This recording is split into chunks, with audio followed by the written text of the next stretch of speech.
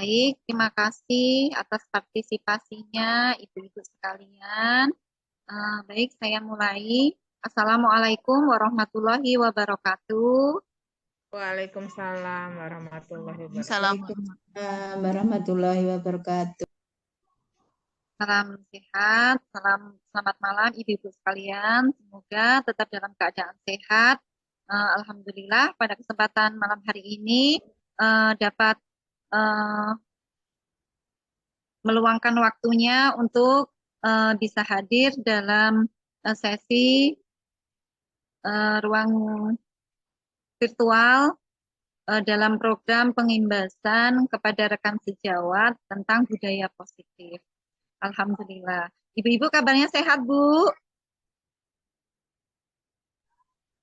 Alhamdulillah sehat, Bu. Ya, Bu. Sehat, Bu. Baik, Ibu. Saya akan berbagi layar dengan Ibu-ibu.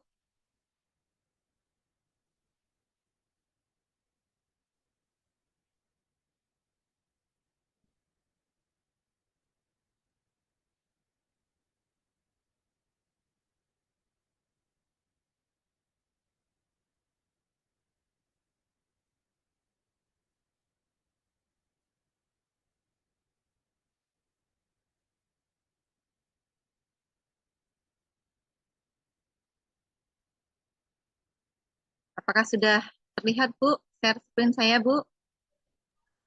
Sudah, Bu. Baik, terima kasih Bu sekalian. Akan saya mulai. Selamat datang di kegiatan pengimbasan budaya positif bagi rekan sejawat di calon guru penggerak angkatan 6. Latar belakang kegiatan ini adalah dalam kegiatan pembelajaran sehari-hari seringkali terjadi masalah dalam pembelajaran baik antara murid dengan murid atau murid dengan guru. Di sekolah tentunya guru sering berada pada posisi penghukum, membuat merasa bersalah, bahkan sebagai teman. Dengan tujuan apabila diberi hukuman, anak akan berubah menjadi pribadi yang lebih baik. Serta bagaimana seorang guru dapat membangun motivasi intrinsik murid dalam belajar untuk menciptakan budaya positif di sekolah.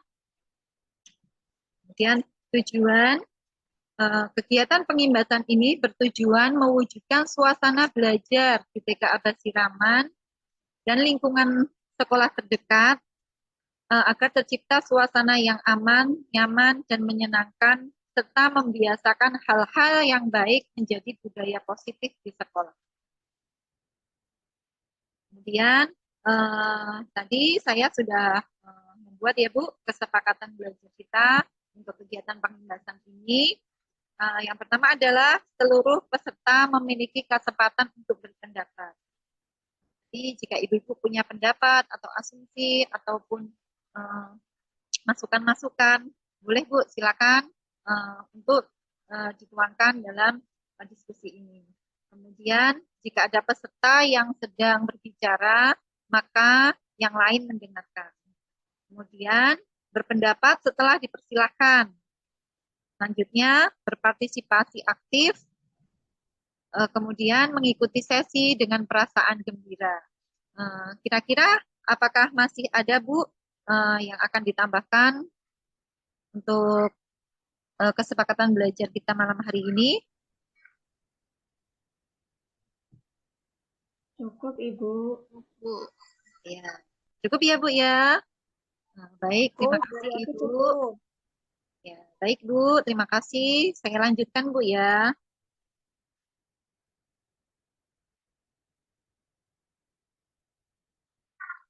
Kemudian izinkan lagi saya untuk berbagi layar.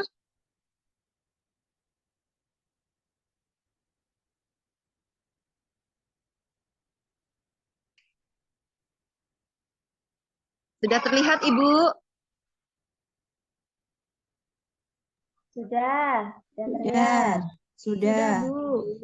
Nah, dalam kegiatan ini adalah pengimbasan modul 1.4 budaya positif kepada rekan sejawat. Dalam isi materi modul ini adalah tentang disiplin positif dan nilai-nilai kebajikan universal.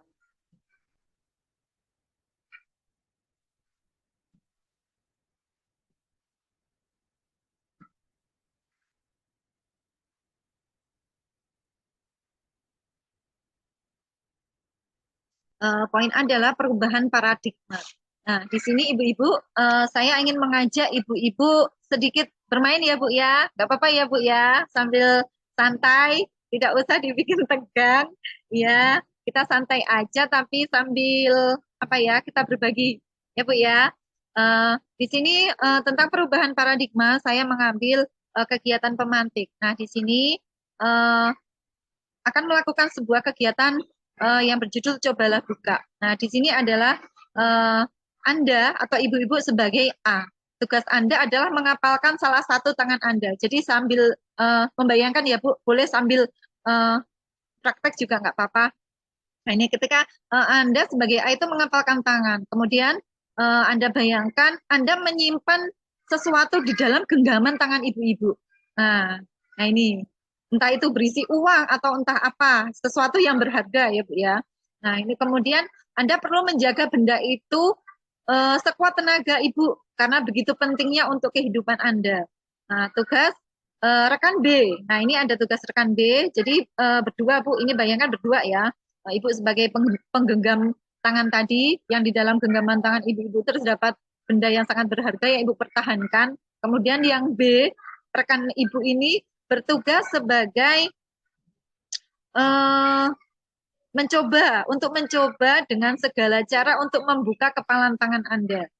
Jadi ini bisa main-main ya dengan anak atau dengan siapa. Jadi kita punya berharga di kepalan tangan, kemudian digenggam, kemudian si B ini berusaha dengan sekuat tenaga untuk membuka kepalan tangan Anda, berusaha untuk mengambil apa yang ada di dalam genggaman tangan ibu-ibu tadi. Nah kemudian teman B tadi boleh untuk membuka tadi boleh dengan membujuk atau menghardik, mengintimidasi, memarahi, menggoda, bahkan menggelitik, bahkan menawari apa ini uang agar Anda bersedia membuka kepalan tangan Anda. Nah ini, nah kira-kira ini Bu,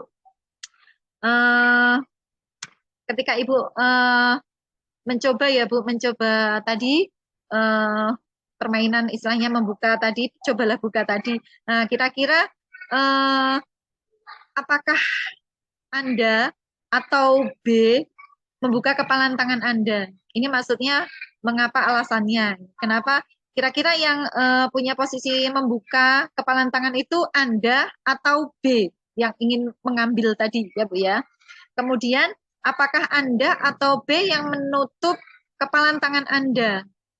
Nah ini, mengapa dan apa alasannya B tetap menutup kepalan tangan Anda? Kemudian yang ketiga, dalam kegiatan ini sesungguhnya siapa yang memegang kendali atau kontrol untuk membuka atau menutup kepalan tangan Anda? Nah, ini. Kira-kira sudah terbayang, Bu? Kira-kira kita punya sesuatu yang berharga di tangan, kita berusaha, tapi ada orang di sekitar kita yang ingin membuka, yang ingin pokoknya dengan segala cara ingin memiliki, entah itu caranya bagaimana. Kira-kira di sini yang memegang kendali atau kontrol untuk membuka dan menutup tangan itu kira-kira siapa, Bu? Nah, silakan.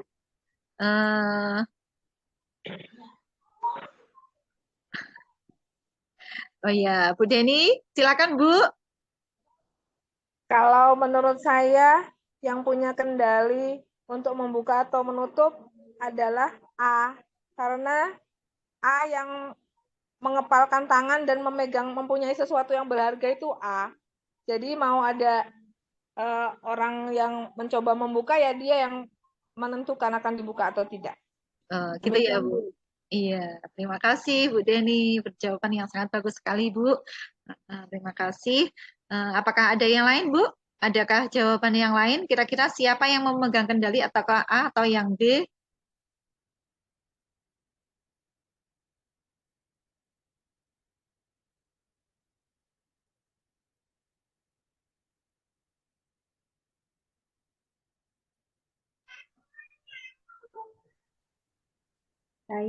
Saya mau mencoba ini Iya, Bu. tombol Silakan Bu Yuni. raise-hand-nya kok nggak terlihat di layar.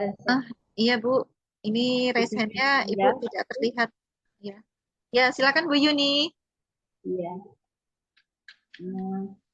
Kalau untuk saya mungkin saya yang membuka tangan saya karena mungkin dengan pemikiran dan rujukannya itu, menurut saya itu rujukannya itu positif karena dia juga membutuhkan suatu kepentingan yang mendesak.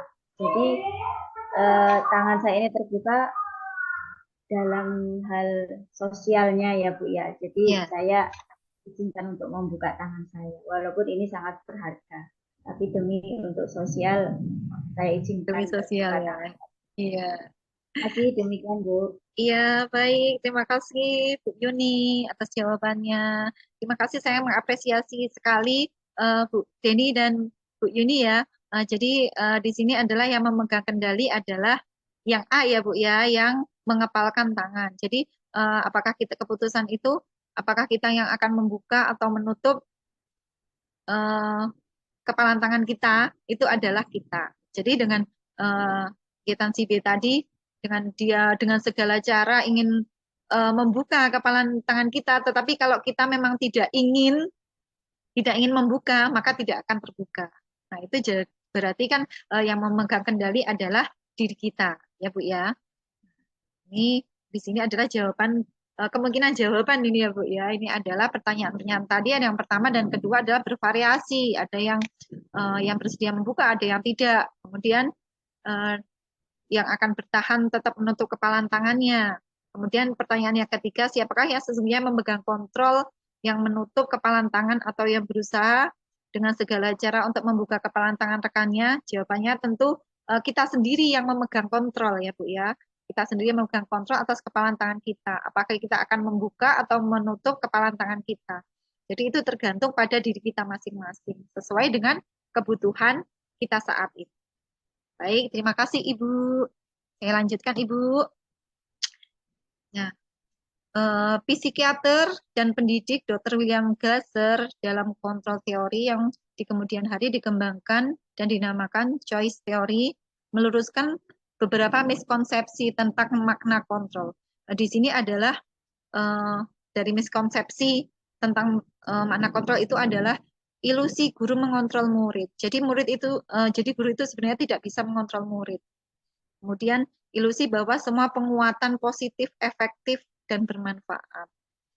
Kemudian yang ketiga, ilusi bahwa kritik dan membuat orang merasa bersalah dapat menguatkan karakter.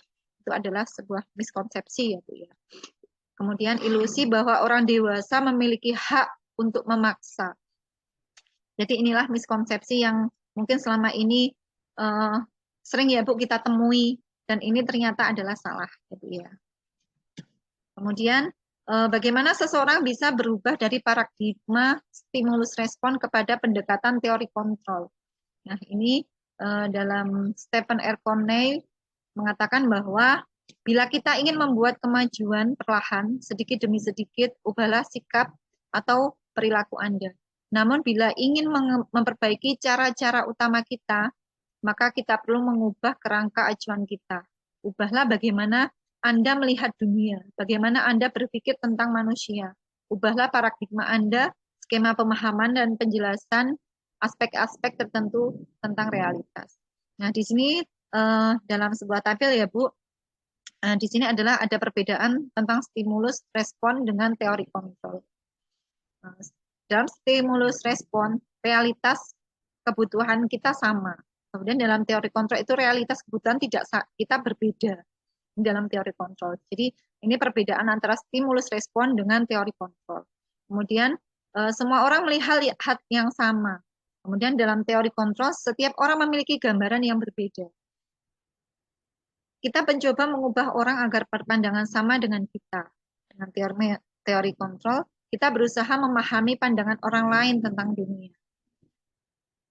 Kemudian perilaku buruk dilihat sebagai suatu kesalahan. Dalam teori kontrol, semua perilaku memiliki tujuan. Orang lain bisa mengontrol saya. Sedangkan dalam teori kontrol ini adalah hanya Anda yang bisa mengontrol diri Anda. Jadi yang bisa mengendalikan diri kita hanya kita, bukan orang lain. Saya bisa mengontrol orang lain. Ini dalam stimulus respon. Kemudian dalam teori kontrol, Anda tidak bisa mengontrol orang lain. Ini kan sangat berbeda sekali. Kemudian pemaksaan ada pada saat bujukan gagal. Kolaborasi dan konsensus menciptakan pilihan-pilihan baru. Kemudian model berpikir menang kalah. Kemudian dalam teori kontrol adalah model berpikir menang-menang. Nah, ini dalam perbedaan antara stimulus respon dan teori kontrol. Kemudian selanjutnya adalah makna disiplin. Kita sering sekali ya Bu mendengar kata disiplin, dan kita juga kadang-kadang sengaja atau tidak sengaja juga kita selalu ya Bu melaksanakan disiplin, entah itu seperti apa wujudnya. Dalam di sini adalah dalam budaya kita makna kata disiplin dimaknai menjadi suatu yang dilakukan seseorang pada orang lain untuk mendapatkan kepatuhan. Kita cenderung menghubungkan kata disiplin dengan ketidaknyamanan. Kemudian Bapak Pendidikan kita Ki Hajar Dewantara menyatakan bahwa di mana ada kemerdekaan, disitulah ada disiplin yang kuat. Sesungguhnya disiplin itu bersifat self-disiplin, yaitu kita sendiri yang mewajibkan kita dengan sekeras-kerasnya. Tetapi itu sama saja, sebab jikalau kita tidak cakap melakukan self-disiplin, wajiblah penguasa lain mendisiplinkan diri kita. Dan peraturan demikian itulah harus ada di dalam suasana yang merdeka.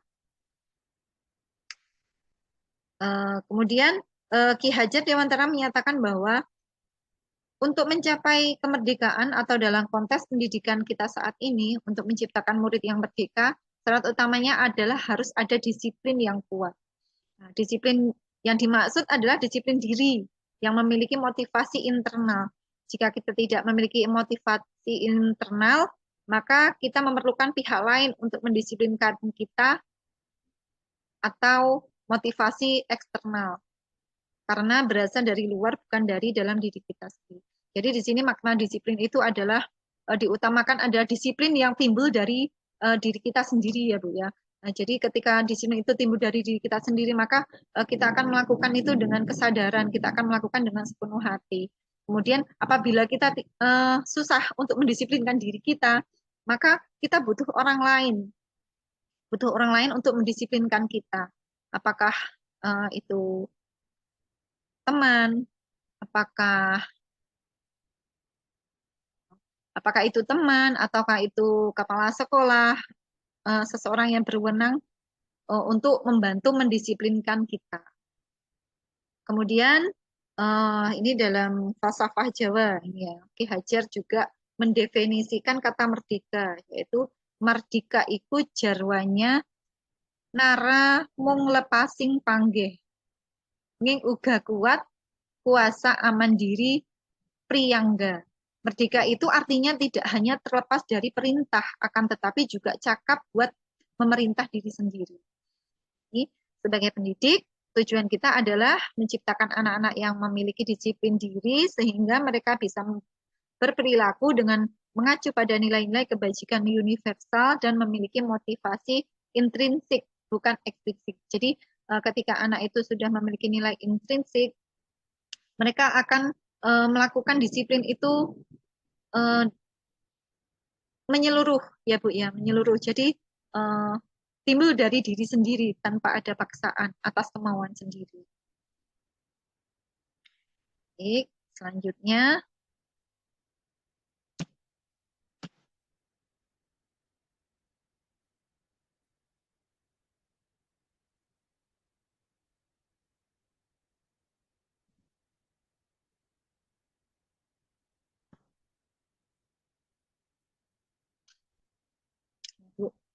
selanjutnya adalah nilai-nilai kebajikan universal. Apa sih yang dimaksud dengan nilai-nilai kebajikan universal? Nah, ini Ki Hajar Dewantara maupun Diane Gossen, di mana kedua pakar pendidikan mengartikan disiplin sebagai bentuk kontrol diri, yaitu belajar untuk kontrol diri agar dapat mencapai suatu tujuan mulia. Tujuan mulia di sini mengacu pada nilai-nilai atau prinsip-prinsip mulia yang dianut seseorang. Kita namakan dengan, yang ini dinamakan adalah dengan nilai-nilai kebajikan universal. Jadi maksudnya dari kebajikan universal itu adalah nilai-nilai kebaikan yang kita tanamkan, entah baik itu berupa disiplin, yang itu bisa memiliki tujuan yang baik, tujuan yang mulia. Makanya di sini dinamakan sebagai nilai-nilai kebajikan universal atau virtues ya. Kemudian salah satunya adalah nilai-nilai kebajikan yang ingin dicapai oleh setiap anak Indonesia yang kita kenal dengan profil pelajar Pancasila. Nah, ini Bu. Jadi setiap disiplin itu mengarahnya kemana? Pasti mengarah ke profil pelajar Pancasila, ke tujuan utama kita, tujuan pendidikan utama kita. Nah, yaitu profil belajar Pancasila, yaitu meliputi beriman, bertakwa kepada Tuhan Yang Maha Esa dan berakhlak mulia. Kemudian yang kedua mandiri, bernalar kritis, berkebinekaan global, bergotong royong, dan kreatif. Nah, ini untuk menghafal ini, apakah ibu-ibu ada yang bisa memiliki cara agar profil belajar Pancasila ini kita mudah hafal atau bisa kita tularkan kepada murid kita atau rekan-rekan kita mungkin? Apakah ada yang ingin berbagi cara? Silakan mungkin lewat nyanyi atau apa?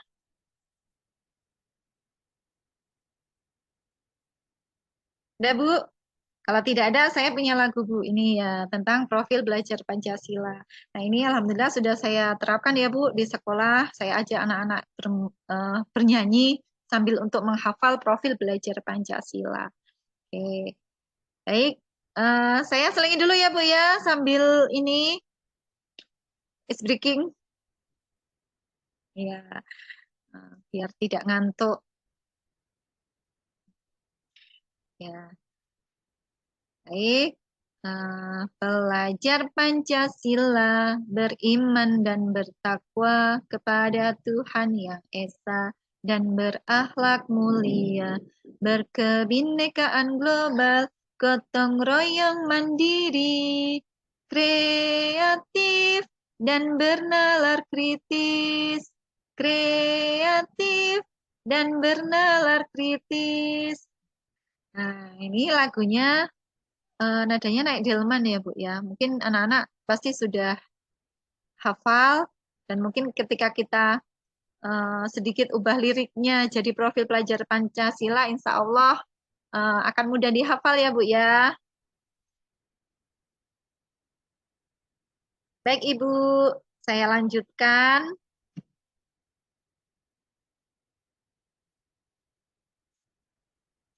Saya lanjutkan ya Bu ya. Tentang teori motivasi, hukuman, dan penghargaan dan restitusi. Ini teori motivasi. Nah, mungkin sudah tidak asing lagi ya Bu ya di telinga kita apa itu motivasi, itu sesuatu yang mendasari atau yang mendorong perilaku kita untuk melakukan sesuatu ya Bu ya. Di sini ada 3 motivasi perilaku manusia, di antaranya untuk menghindari ketidaknyamanan atau hukuman, kemudian untuk mendapatkan imbalan atau penghargaan dari orang lain, untuk menjadi orang yang mereka inginkan dan menghargai diri sendiri dengan nilai-nilai yang mereka percaya. Ini tujuan dari disiplin positif adalah menanamkan motivasi yang ketiga. Jadi ketiga-ketiganya itu pada murid-murid kita, yaitu untuk menjadi orang yang mereka inginkan atau menghargai diri sendiri dan nilai-nilai yang mereka percaya. Ketika murid-murid kita memiliki motivasi tersebut, mereka telah memiliki motivasi intrinsik yang berdampak jangka panjang. Motivasi yang tidak akan terpengaruh pada adanya hukuman atau hadiah. Mereka akan tetap berperilaku baik dan berlandaskan nilai-nilai kebajikan karena mereka ingin menjadi orang yang menjunjung tinggi nilai-nilai yang mereka hargai. Kemudian hukuman dan penghargaan. Tindakan terhadap suatu pelanggaran pada umumnya terbentuk hukuman atau konsekuensi. Di sini restitusi adalah proses menciptakan kondisi bagi murid untuk memperbaiki kesalahan mereka, sehingga mereka bisa kembali pada kelompok mereka dengan karakter yang lebih kuat. Restitusi juga merupakan proses kolaboratif yang mengajarkan murid untuk mencari solusi untuk masalah mereka dan membantu murid berpikir tentang orang seperti apa yang mereka inginkan dan bagaimana mereka harus memperlakukan orang lain. Jadi ini adalah teori hukuman dan penghargaan. Di sini adalah suatu gambaran perbedaan antara hukuman, konsekuensi, dan restitusi itu sendiri. Nah, di sini adalah uh, hukuman, konsekuensi, dan restitusi. Nah, di sini hukuman ini adalah termasuk dalam identitas gagal, menanamkan identitas gagal. Kemudian ketika disiplin, disiplin dalam bentuk konsekuensi dan restitusi ini adalah membentuk pribadi atau identitas yang sukses. Di sini dicontohkanlah ketika hukuman itu ada sesuatu yang menyakitkan harus terjadi. Ketika ada pelanggaran di sekolah, baik itu murid atau sesuatu yang tidak sesuai dengan peraturan, mungkin pasti ada hukuman. Nah, ini adalah ketika hukuman itu diterapkan, maka itu adalah sesuatu yang menyakitkan. Kemudian ketika identitas sukses untuk membentuk konsekuensi adalah sesuatu harus terjadi. Kita konsekuensi itu adalah sesuatu yang disepakati oleh antara guru dan murid. Kemudian dengan restitusi adalah merupakan suatu pilihan. Kemudian hukuman itu tidak nyaman untuk murid atau anak untuk jangka panjang. Nah, kemudian korban mendapatkan keadilan. Murid-murid akan tersakiti. Ini adalah sifat dari hukuman tadi ya. Ketika kita menanamkan hukuman itu maka tidak akan bertahan dalam jangka waktu panjang, dan ini pun efeknya pun tidak akan baik untuk anak-anak. Baik, lanjut. Kemudian dihukum oleh penghargaan. Nah, di sini ibu-ibu, di sini ada saya mengambil sebuah kasus. Nah, coba ini nanti ibu-ibu kita bantu menganalisis ya Bu ya. Ini adalah kasus Ibu Anas, seorang guru SD ya, guru kelas 2 mendapatkan masalah, murid-muridnya tidak bisa tertib berdiri antri di depan pintu kelas. Nah, ini ketika berebutan masuk ke dalam kelas setelah jam istirahat usai. Ketika bel masuk, maka anak berebutan untuk masuk kelas. Dan ini tentunya sangat mengganggu proses pembelajaran, di mana kelas tidak dapat mulai tepat waktu karena Ibu Anas sibuk menenangkan murid-muridnya untuk waktu yang cukup lama. Akhirnya Bu Anas berpikir cepat dan mengandalkan stiker bintang sebagai setiap murid-muridnya yang akan masuk kelas usai jam istirahat. Bu Anas akan mengiming-imingi murid-murid dengan stiker bintang. Siapa yang dapat berdiri lurus dan berbaris rapi antri di depan pintu, maka akan dapat stiker bintang dari Bu Anas. Nah, sebagian besar murid-muridnya menyambut tantangan tersebut dan langsung berdiri rapih di depan pintu agar mendapatkan stiker bintang. Hal ini terus terjadi dilakukan Bu Anas selama beberapa minggu. Karena cukup berhasil, murid-muridnya berdiri rapi antri di depan pintu.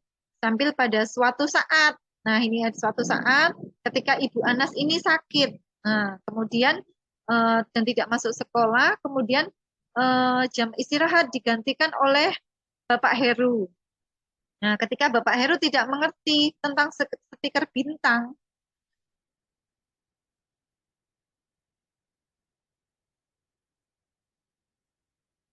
dan ketika masuk kelas, usai jam istirahat, murid-murid yang menggantikan Ibu Anas tadi kembali berebutan masuk kelas. Nah, kira-kira apa yang terjadi?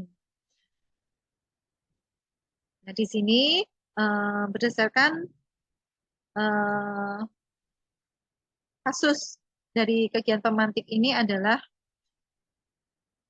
kira-kira apa Bu yang menyebabkan murid-murid tadi setelah ketika berbaris mereka tidak rapi. Kemudian Bu Anas mengantisipasi dengan diberikan penghargaan. Siapa yang barisnya rapi, bagus, maka dia akan masuk kelas. Nah, ini masalahnya ketika Ibu Anas tiba-tiba sakit, kemudian kelasnya digantikan oleh Pak Heru.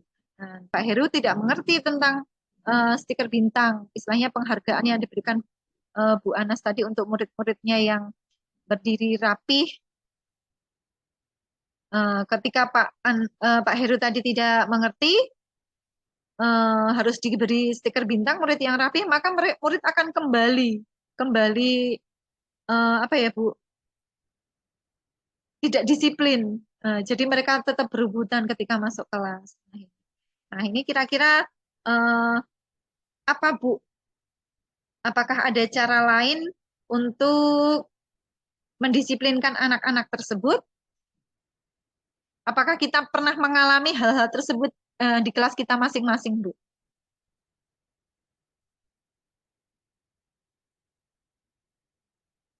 Silakan, boleh mengisi di kolom chat, Bu.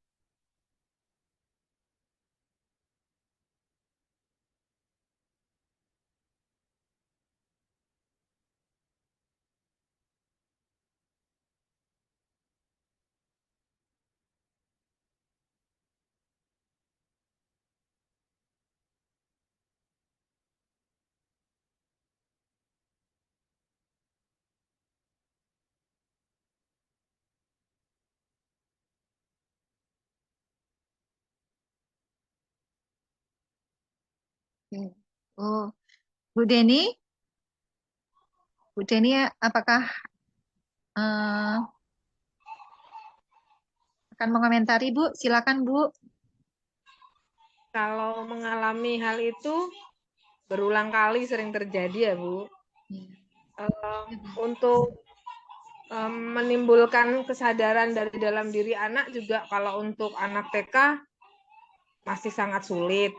Tapi minimal kalau dia diberikan pujian atau penghargaan pada saat dia hari itu misalnya antri dengan baik, mudah-mudahan besoknya itu jadi pembiasaan, jadi kebiasaan. Mungkin itu aja, Bu. Iya. Kira-kira apakah ada cara lain, Bu, yang dilakukan agar selain diberikan apa namanya hadiah stiker tadi, apakah anak bisa untuk disiplin? Cara.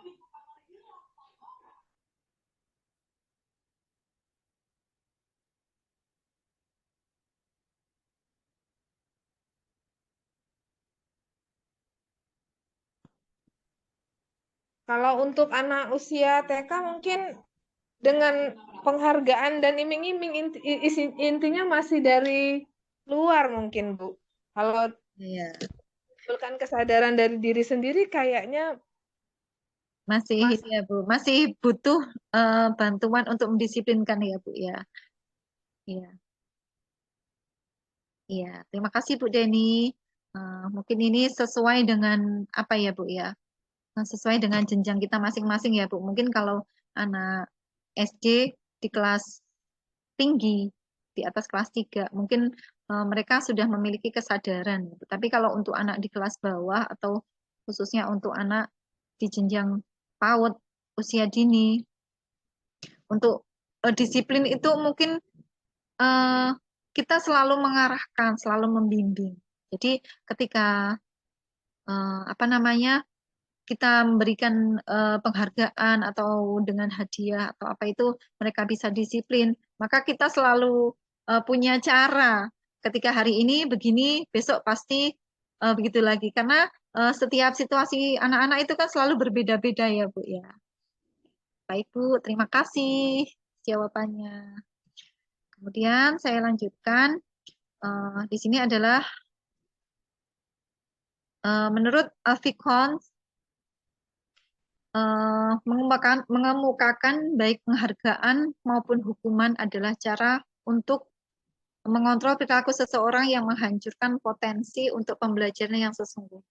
Jadi sebenarnya teori kita dengan memberikan penghargaan kepada anak karena dalam jangka waktu yang panjang itu sepertinya tidak mungkin ya Bu ya. Ketika itu maka akan menghancurkan potensi anak. Maksudnya apa? Karena ketika kita tidak memberikan penghargaan, maka anak akan kembali lagi ke situasi yang tadinya situasi yang semula. Ketika tadinya tidak disiplin, maka ketika kita tidak memberikan penghargaan, maka mereka akan kembali lagi. Jadi mereka melakukan disiplin diri itu hanya demi penghargaan. Kemudian menurut Kohn, secara ideal tindakan belajar itu sendiri adalah penghargaan yang sesungguhnya. Jadi pembelajaran itu adalah penghargaan yang sesungguhnya. Ketika mereka punya kesadaran diri dalam diri mereka masing-masing, itulah penghargaan yang sesungguhnya. Kemudian Kohn selanjutnya juga mengemukakan beberapa pernyataan dari hasil pengamatannya selama ini tentang tindakan memberi penghargaan yang nilainya sama dengan menghukum seseorang.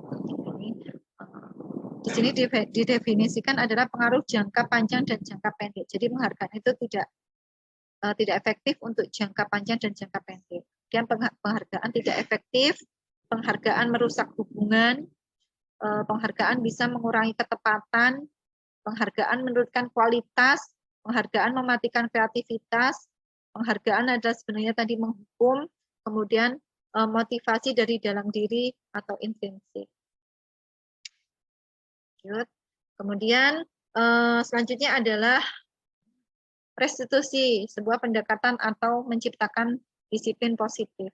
Nah ini di sini sering ya Bu kita mengalami sebuah kasus karena di sini banyak sekali kejadian-kejadian tentunya yang istilahnya dalam hal pelanggaran atau hal yang tidak sesuai dengan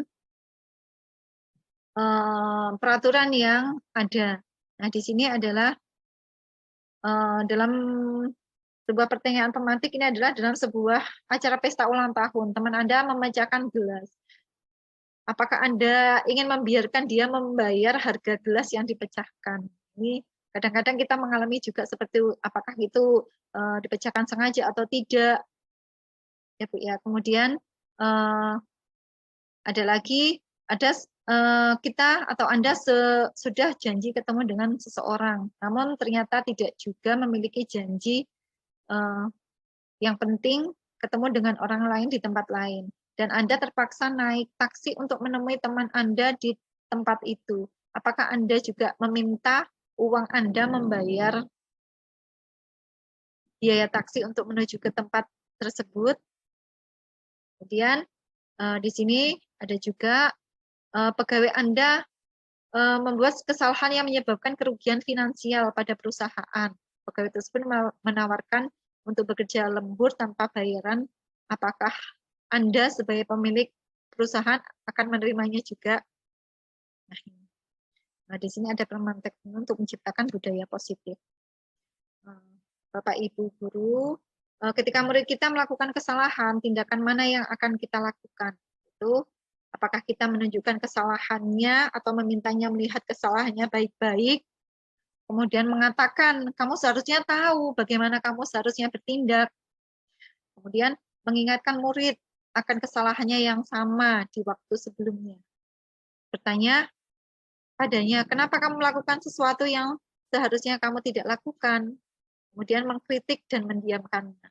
Nah, kira-kira kita pernah nggak Bu melakukan seperti ini Bu kepada murid kita? Atau ketika ada teman kita yang melakukan kesalahan atau melanggar peraturan? Tentu pernah ya Bu ya? Ya. Nah ini kalau Anda melakukan tindakan-tindakan di atas, mungkin Anda akan membuat murid Anda merasa menjadi anak yang gagal Bu. Nah ini ketika kita melihat anak kita melanggar peraturan atau salah, ketika kita pernah melakukan hal-hal yang di atas tadi, sebenarnya kita adalah menciptakan identitas gagal kepada anak. Nah pertanyaan sekarang, bagaimana sebaiknya respon kita bila ada murid kita yang melakukan kesalahan? Nah, ini adalah sebuah artikel tentang restitusi, yaitu sebuah cara menanamkan disiplin positif dari dalam diri murid. Restitusi adalah proses menciptakan kondisi bagi murid untuk memperbaiki kesalahan mereka, sehingga mereka bisa kembali pada kelompok mereka dengan karakter yang lebih kuat. Restitusi juga adalah proses kolaboratif yang mengajarkan murid untuk mencari solusi untuk masalah dan membantu murid berpikir tentang orang seperti apa yang mereka inginkan dan bagaimana mereka harus memperlakukan orang lain. Jadi di sini restitusi adalah proses untuk menciptakan kondisi murid untuk memperbaiki kesalahannya untuk mereka kembali ke karakter yang lebih kuat. Jadi ketika mereka salah, mereka kita ingatkan, kita bimbing untuk kembali kepada situasi yang lebih kuat. Dan di sini ada ciri-ciri restitusi yang membedakan dengan program disiplin lainnya. Mungkin banyak ya Bu selain restitusi, tapi di sini akan dibahas tentang restitusi sebagai program disiplin. Di sini ciri-ciri dari restitusi adalah restitusi bukan untuk menebus kesalahan, namun untuk belajar dari kesalahan. Proses restitusi. Kemudian restitusi memperbaiki hubungan. Jadi ketika terjadi kesenjangan atau permasalahan antara murid dengan murid, itu bisa didamaikan dengan proses restitusi. Kemudian restitusi adalah sebuah tawaran, bukan paksaan. Ini adalah sebuah pilihan. Kemudian restitusi menuntun untuk kembali ke dalam diri. Restitusi mencari kebutuhan dasar yang mendasari tindakan. Kemudian restitusi diri adalah cara yang paling baik. Restitusi fokus pada karakter bukan tindakan. Selanjutnya restitusi menguatkan. Kemudian restitusi fokus pada solusi. Dan yang terakhir adalah restitusi mengembalikan murid yang berbuat salah pada kelompok. Ini adalah ciri-ciri restitusi.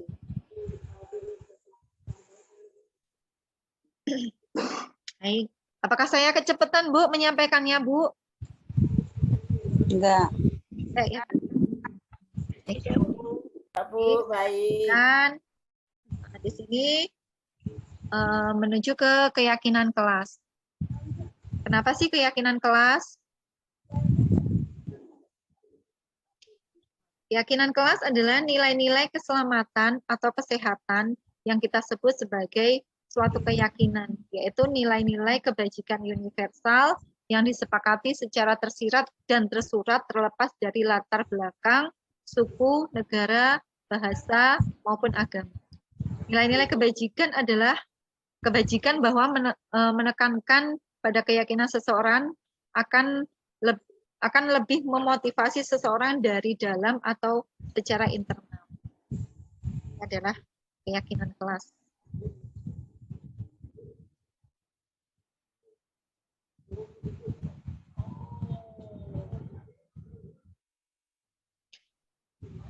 Kemudian di sini pembentukan keyakinan kelas. Nah, di sini keyakinan kelas itu akan kita bentuk dengan sekolah.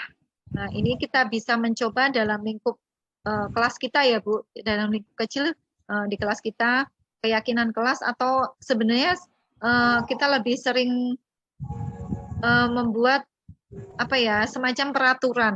Hanya di sini cenderung disiapkan untuk keyakinan kelas. Maksudnya apa? Keyakinan kelas itu adalah sesuatu yang diyakini bisa membuat perubahan yang positif atau yang bisa membuat kegiatan pembelajaran itu menjadi lebih baik.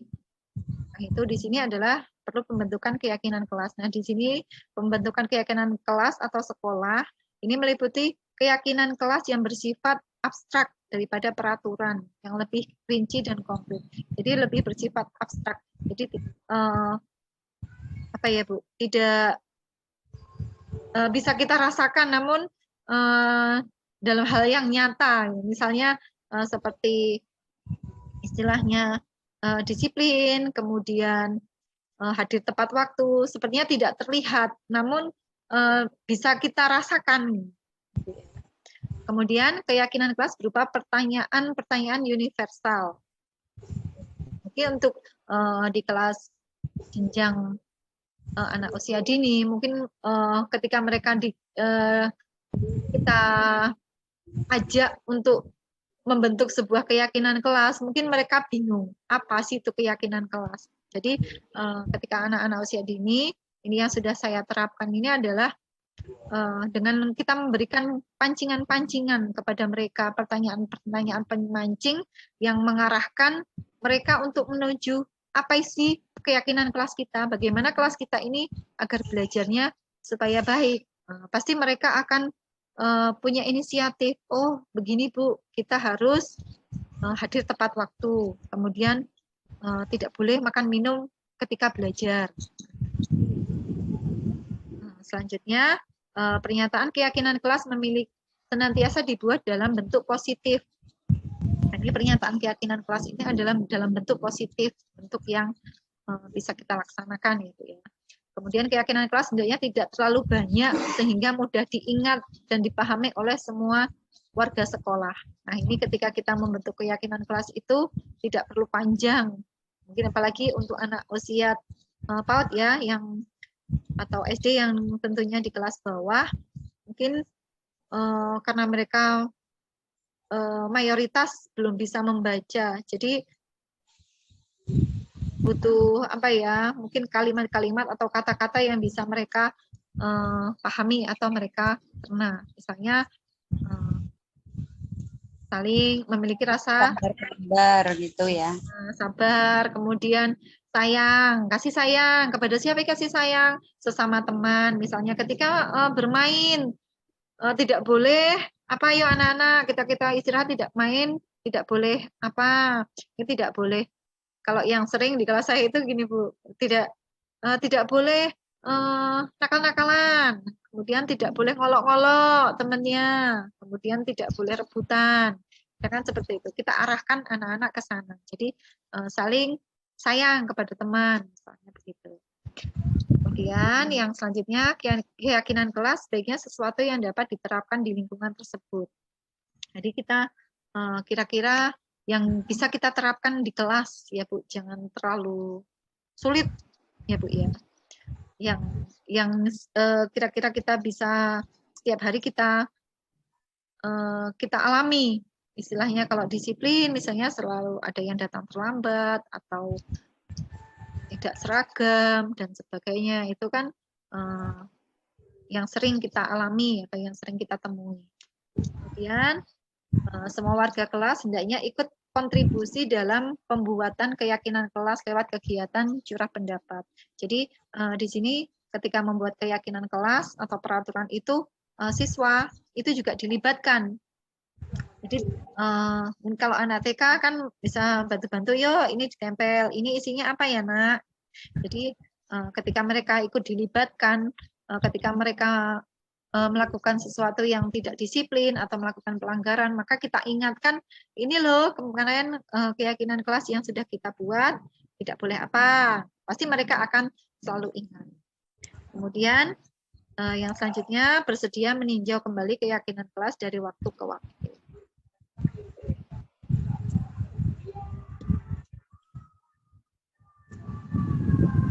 Kemudian di sini ada prosedur pembentukan keyakinan kelas atau keyakinan sekolah. Yang pertama adalah mempersilahkan warga sekolah atau murid-murid di sekolah atau kelas untuk bercurah pendapat tentang peraturan yang telah disepakati di sekolah. Kemudian yang kedua, mencatat semua masukan-masukan para murid, warga sekolah di papan tulis dan di kertas besar, misalnya kertas ukuran poster, di mana semua anggota kelas, warga sekolah bisa melihat hasil curahan pendapat. Jadi ketika kita membuat keyakinan kelas tadi, apa yang akan kita tulis atau kita pasang di keyakinan kelas tadi, di papan tadi, itu adalah hasil dari pemikiran-pemikiran murid-murid kita dengan guru. Nah, itulah yang akan kita tulis menjadi keyakinan kelas. Kemudian tadi keyakinan kelas yang sudah dari pendapat-pendapat murid-murid tadi kemudian dicatat, kemudian dibikin papan tulis atau pakai apa itu namanya karton, kemudian dipasang agar semua warga sekolah bisa melihat. Kemudian yang ketiga, susunan keyakinan kelas mulai sesuai prosedur pembentukan keyakinan kelas atau sekolah. Disesuaikan. Kemudian tinjau kembali daftar curah pendapat yang sudah dicatat. Kemudian yang kelima, tinjau ulang keyakinan sekolah atau kelas secara bersama-sama. Apakah sudah sesuai ataukah masih ada yang perlu ditambahkan, ini perlu ditinjau ulang. Kemudian setelah keyakinan sekolah atau kelas selesai dibuat, maka semua warga kelas dipersilahkan meninjau ulang dan menyetujui dengan menandatangani keyakinan sekolah atau kelas tersebut termasuk guru dan semua warga murid. Nah, ini mungkin baik sekali mungkin ataukah kita pasang jempol anak-anak atau kita pasang foto anak-anak bersama anak-anak mungkin ya Bu ya. di sini. Kemudian yang ketujuh adalah keyakinan sekolah atau kelas selanjutnya bisa dilekatkan di dinding kelas dan di tempat yang mudah dilihat semua warga sekolah. Nah, ketika sudah jadi pembentukan keyakinan kelas, maka dipajang di dinding atau di mana di tempat yang bisa dilihat atau mudah untuk dijangkau oleh warga sekolah. Oke, selanjutnya di sini adalah yang materi selanjutnya ya Bu, ini adalah tentang 5 kebutuhan dasar manusia. Nah, di sini ada sebuah bagan ya Bu ya, tentang 5 kebutuhan dasar manusia. Bahwasanya setiap seseorang itu melakukan sesuatu pasti ada dorongan yang membuat orang melakukan sesuatu ya Bu ya. Nah, jadi di sini dikategorikan ada 5 kebutuhan dasar manusia. Yang pertama adalah kebutuhan bertahan hidup, kemudian kebutuhan kasih sayang dan rasa diterima, kemudian kesenangan, kekuasaan, dan kebebasan. Nah, di sini adalah yang pertama adalah kebutuhan bertahan hidup. Kebutuhan bertahan hidup antara lain adalah sebuah kebutuhan yang bersifat fisiologis untuk bertahan hidup. Misalnya makanan, pakaian, istirahat, tempat berlindung, keamanan, kesehatan. Secara sederhana itu dapat dipenuhi dengan makan, tidur, olahraga, memberikan perlindungan. Nah, di sini bisa kita lihat misalnya ada sebuah pelanggaran atau masalah di sekolah. Misalnya, ketika anak, misalnya kita sering temui ya Bu, misalnya anak suka mengambil makanan milik temannya, itu kan sebuah masalah. Nah, di sini kita harus bisa menganalisa kenapa sih anak itu kok sering sekali mengambil makanan milik temannya. Pasti ada alasannya. Jadi kita harus mencari tahu apa alasannya. Kemudian ketika kita tahu, misalnya kenapa sih kok sering mengambil makanan milik temannya?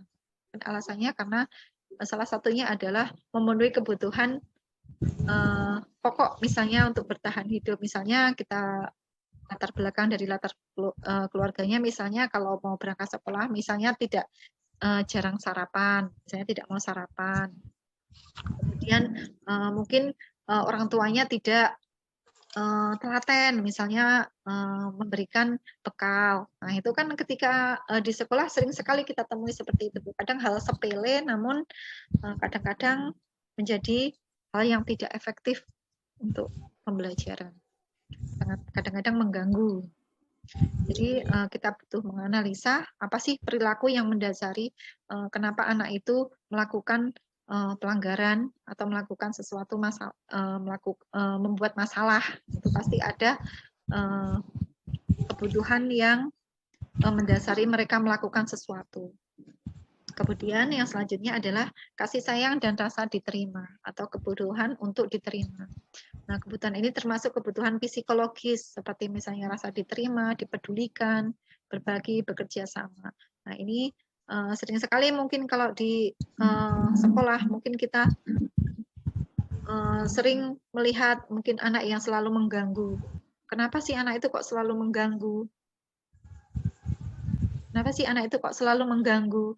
Nah, mungkin ada alasan kenapa sih anak itu suka mengganggu. Mungkin dia itu sering dicuekin, kemudian dia itu sebenarnya juga pengen diajak main oleh temannya, cuman kadang-kadang mungkin temannya merasa tidak seide dengan dia, jadi nggak mau lah main dengan itu.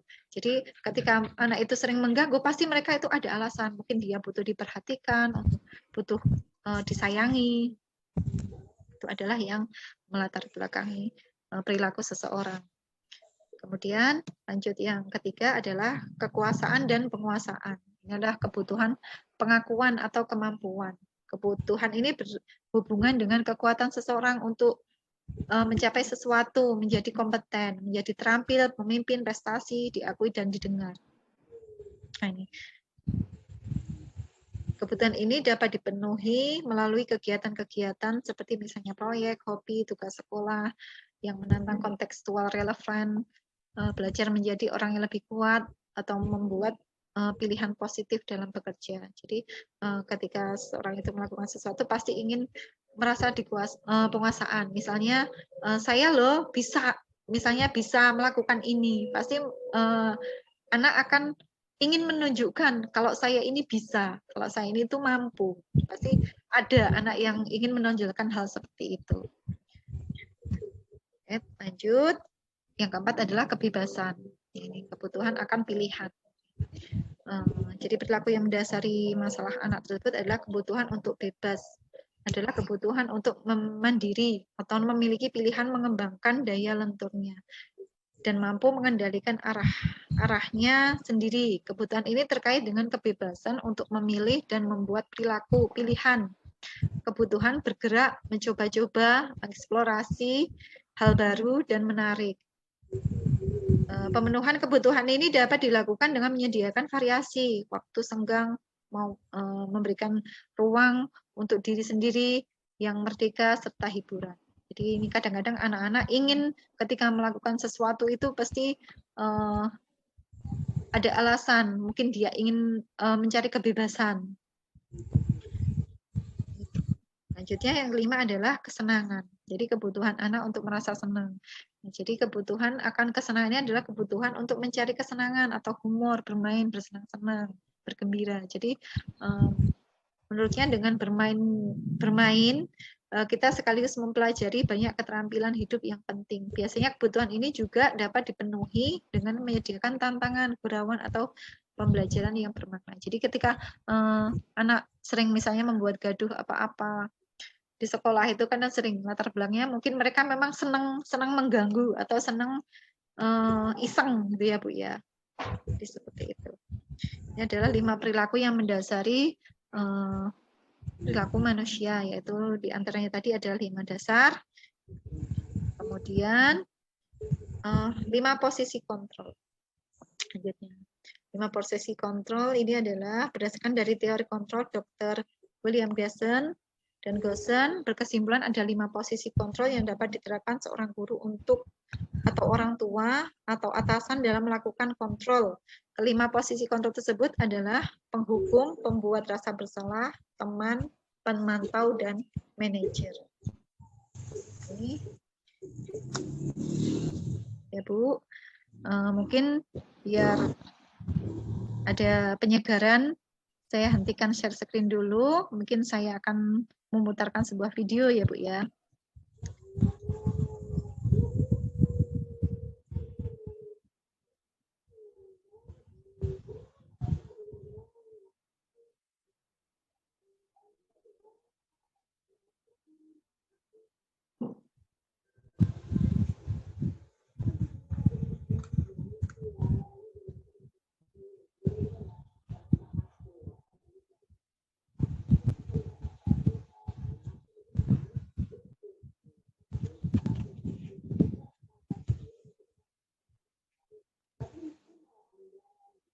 Apakah sudah bisa dilihat, Bu? Video yang saya putar? Loading, Bu. Macet. Macet ya? Belum jalan, baru 2 detik. Jalan ya. Ini karena mendung ini sinyal agak lambat.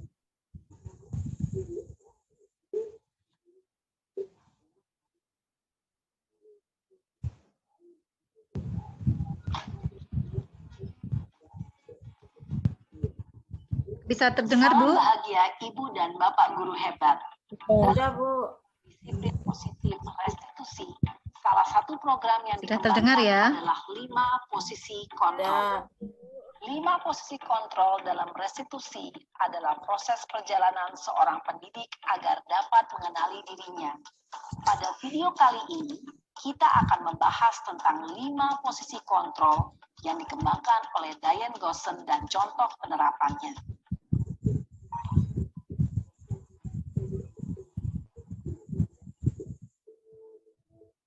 Lima posisi kontrol itu adalah 1. Posisi penghukum. 2.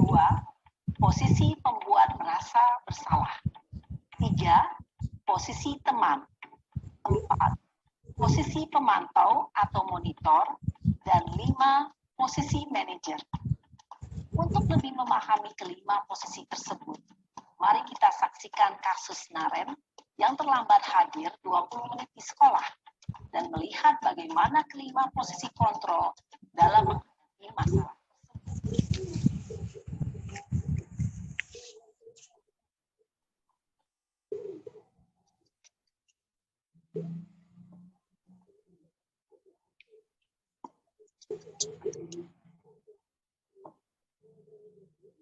Naren! Sini kamu! Selamat pagi, Bu. Selalu terlambat. Kamu deh, pasti terlambat. Maaf, Bu. Saya... Apa? Apa coba? Alasan kamu apa lagi? Kapan sih kamu tidak terlambat? Malas sekali kamu jadi anak. Saya... Dasar pemalas. Gak sih kamu. Sudah berapa kali terlambat? Sana, kamu keliling lapangan basket 2 kali. Kenapa saya harus keliling lapangan basket, Bu? Kenapa? Kamu melawan ibu? Berani-beraninya jawab. Sudah terlambat, masih berani jawab pula. Sekarang, keliling lapangan basket 5 kali sekalian. Biar kapok. Cepat. Pergi sana ke lapangan basket. Posisi penghukum biasanya berbicara dengan nada tinggi, menghardik, menunjuk-nunjuk, menyakiti, dan menyindir. Hukuman bisa berupa fisik maupun psikis. Ibu dan bapak guru hebat, dampak yang terjadi pada murid ketika guru berada pada posisi penghukum adalah murid cenderung akan memberontak, bahkan menyimpan dendam.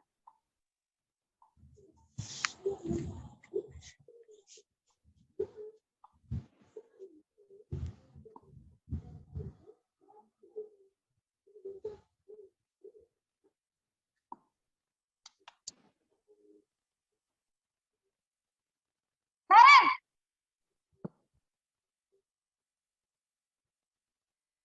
Selamat pagi, Bu. Naren. Kamu kenapa terlambat lagi, nak? Ya Tuhan, Naren. Kamu senang ya bikin ibu susah ya? Kalau kamu terlambat lagi, nanti ibu yang ditegur bapak kepala sekolah, nak. Disangka ibu tidak bisa gunakan aku. Tuh, gimana ini? Maaf, Bu. Duh, Gusti Naren. Kamu suka ya kalau ibu ditegur bapak kepala sekolah?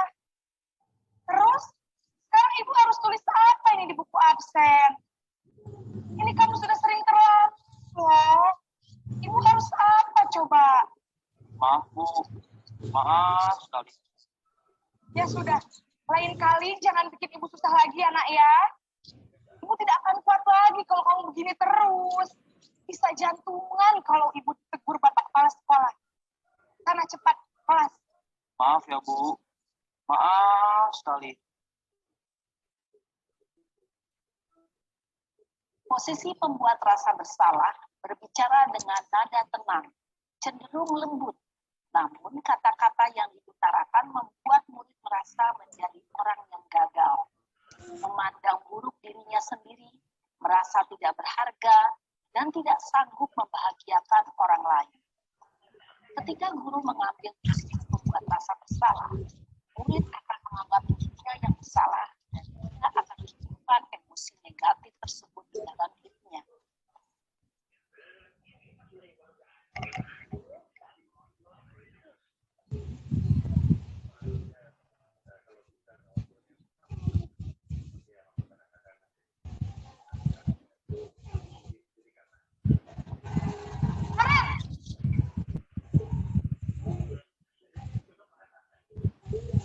Selamat pagi, Bu. Wah, sudah jam berapa ini, nak? Terlambat lagi ya, sayang. Iya, Bu. Habis. Ibu saya lupa bangunkan saya, Bu. Kamu malah menyalahkan ibu kamu. Kamu punya anak yang paling kencang. Kok tak sih? Iya, Bu. Saya emang terlambat bangun tadi. Jadi biarpun saya lari kencang, tetap gak kekejar, Bu. Ya sudah sana. Nah, lain kali larinya lebih kenceng lagi ya. Biar gak terlambat lagi. Bikin seneng ibu. Demi ibu. Bisa kan? Salah, Bu. Ya sudah sana. Berarti urusan absen kamu. Kamu ini ada-ada saja. Dalam posisi teman, guru berbicara dengan nada suara ramah, akrab, cenderung bersenda gurau untuk menjaga suasana tetap santai. Murid akan merasa senang, aman, dan akrab dengan guru. Identitas yang tercipta adalah identitas sukses atau berhasil. Namun, perlu diingat, karena ini masih dorongan eksternal, maka ada faktor ketergantungan dan murid kepada orang tertentu. Absennya dan lain waktu bisa berpesan, namun hanya kepada orang-orang tertentu saja.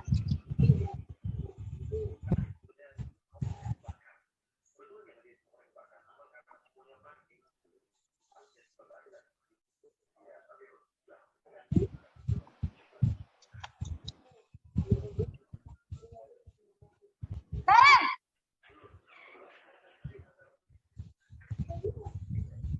Selamat pagi, Bu. Naren, apa peraturan sekolah kita tentang jam berapa kita harus masuk sekolah, Nak? Kita harus sekolah jam 7, Bu.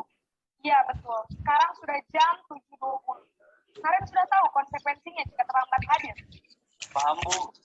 Saya harus tinggal kelas pas jam istirahat selama 20 menit. Ya, benar. Konsekuensinya demikian. Jadi nanti jam 9.30, pas istirahat, kamu harus tinggal di kelas, kerjakan tugas tambahan untuk ketertinggalan kamu, ya? Baik, Bu. Mbak, ini mati nih. Atau mengandalkan Suaranya mati. atau data untuk mengontrol murid. Guru Enggak, mengarahkan ini loh. murid berdasarkan Masuk. peraturan dan Enggak masuk ke situ kan? seorang pemantau Enggak. bukan bahasa tubuh dan ekspresi wajah yang datar dan cenderung formal.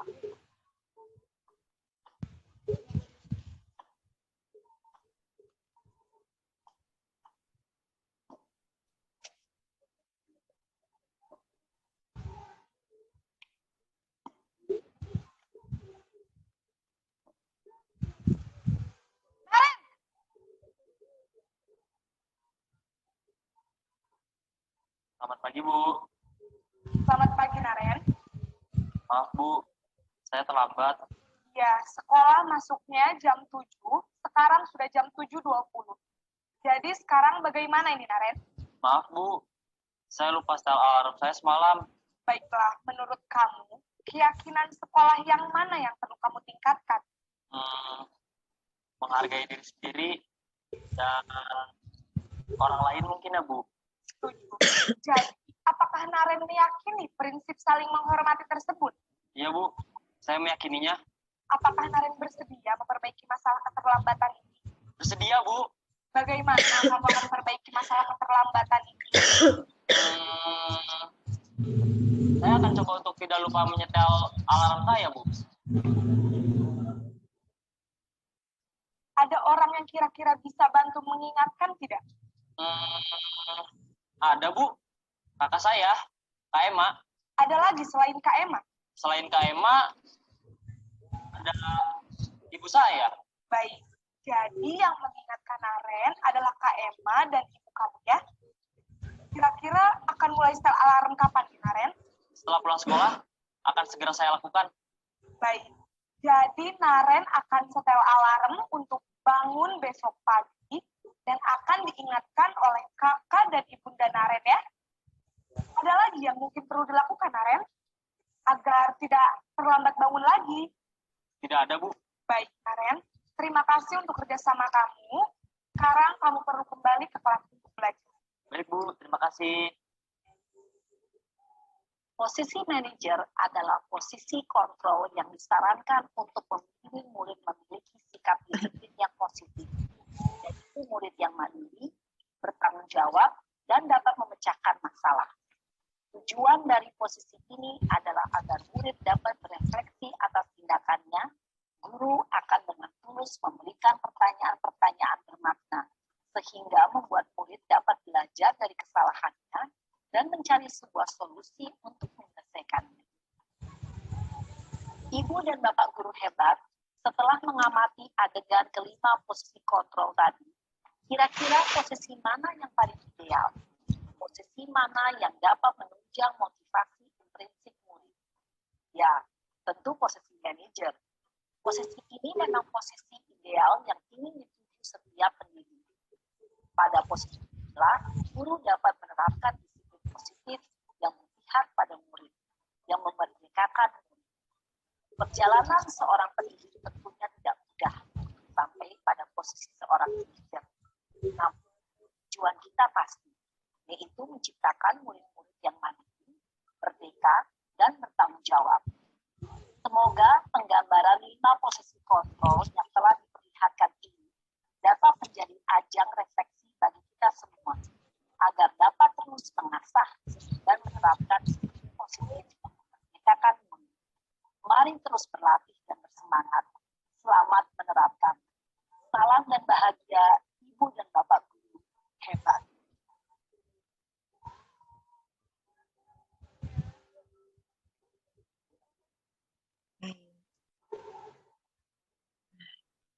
Baik, ibu-ibu sekalian, kita sudah menyaksikan video tentang 5 posisi kontrol sebagai seorang guru.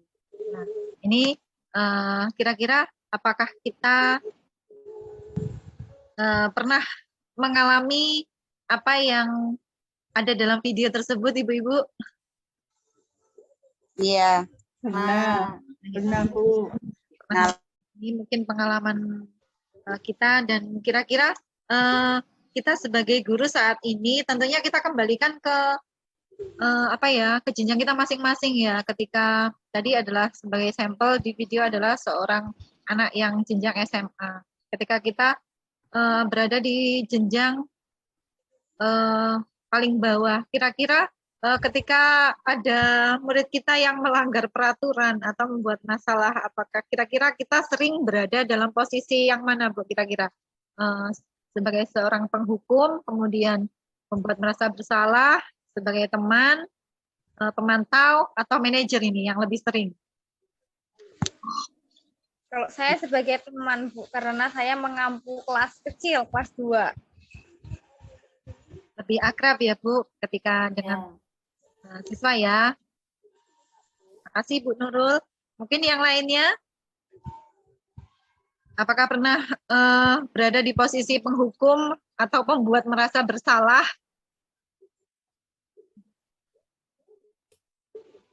Kalau saya jujur ya, Bu Supre, kalau saya jujur pernah melakukan yang ini, pembuat merasa bersalah itu pernah. Saya juga pernah melakukan sebagai pemantau.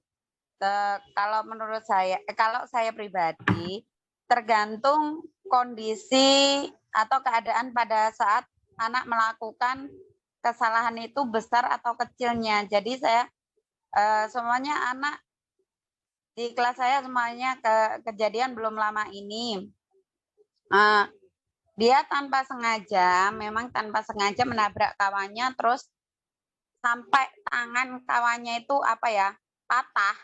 Ada kejadian belum lama ini seperti itu. Jadi saya bertanya kepada anak itu, kenapa nak kok bisa sampai seperti ini keadaannya? Karena otomatis saya kan sebagai guru kaget gitu ya. Kenapa kok tangan anak itu sampai patah gitu? Kenapa gitu? Apa penyebabnya gitu? Terus anak yang nabrak itu dia diem aja.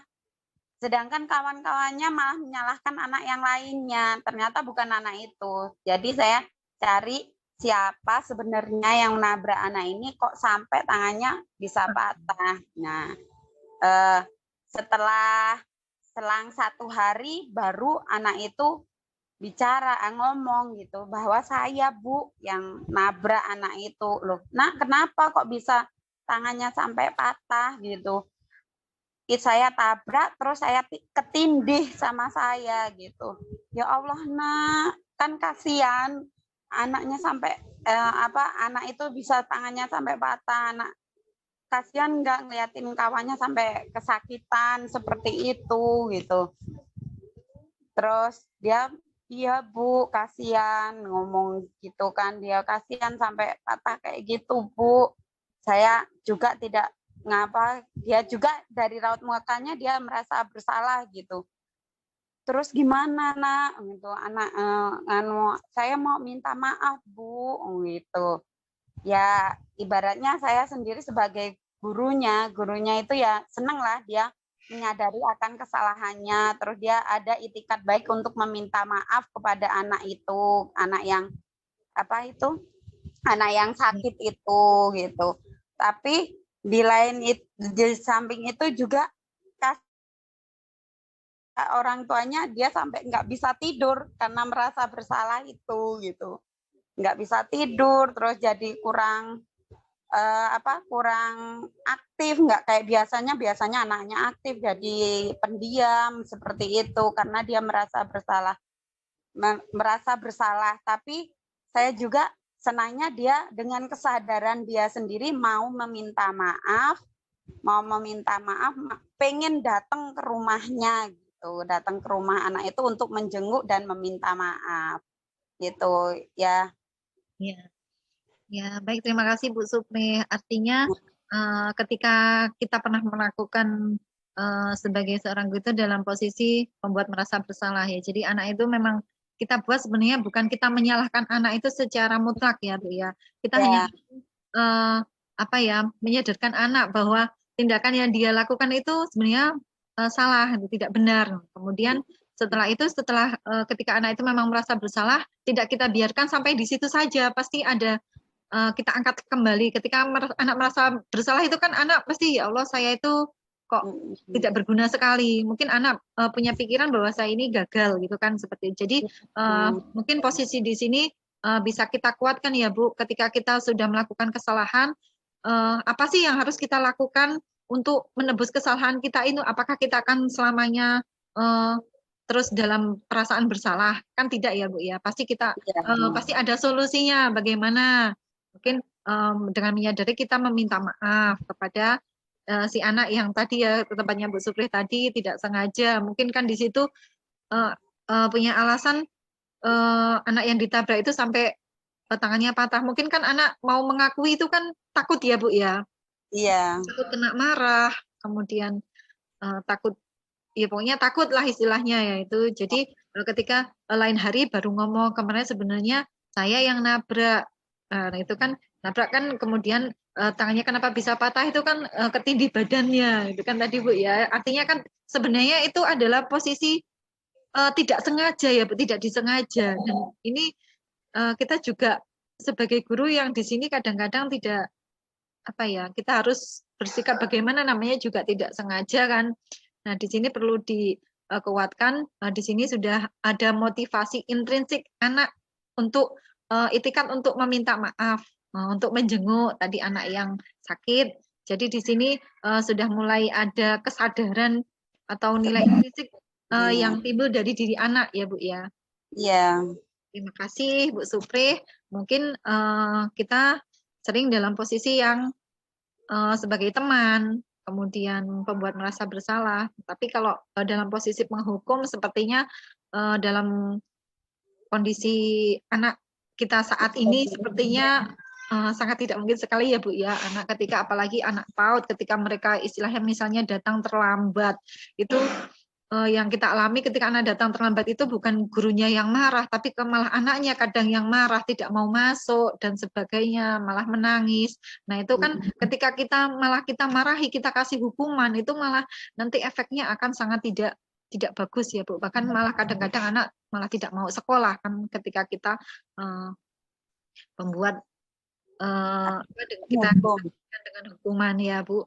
Dan di sini tadi dalam video tadi diputar bahwasanya posisi yang paling nyaman, posisi yang paling diidam-idamkan adalah sebuah di posisi manajer. manajer. Iya, ketika di posisi manajer itu kan kita sebagai guru mengarahkan. Jadi mengarahkan nilai-nilai kebaikan apa sih yang bisa kita ambil dari kesalahan kita. Jadi anak mulai sudah kita bangun kesadaran intrinsiknya, kita pancing. Apa sih yang bisa kita lakukan untuk melakukan sesuatu yang baik. Kan seperti itu.